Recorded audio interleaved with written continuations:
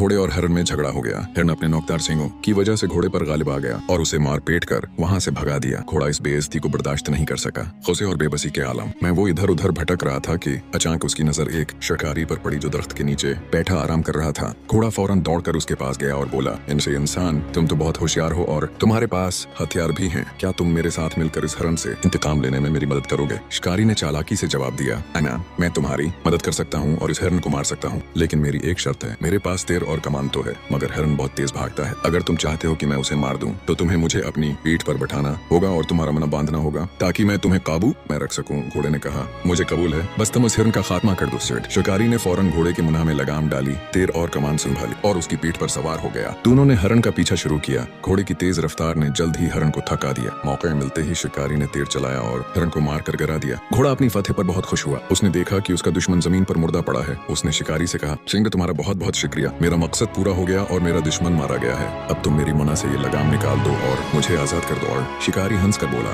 मैंने तुम्हारे दुश्मन को मार कर तुम पर एहसान किया है, अब बदले में तुम्हें इसी लगाम के साथ मेरा गुलाम बनकर रहना होगा। ये सुनकर घोड़े को एहसास हवा कि जिस लगाम को उसने दुश्मन के खात्मे का जरिया समझा था, वही उसके गले का फंदा बन गई थी। बदले की आग में उसकी आजादी हमेशा के लिए कुर्बान हो गई। गुस्से में लिया गया फैसला अक्सर पूरी जिंदगी का पछतावा बन जाता है।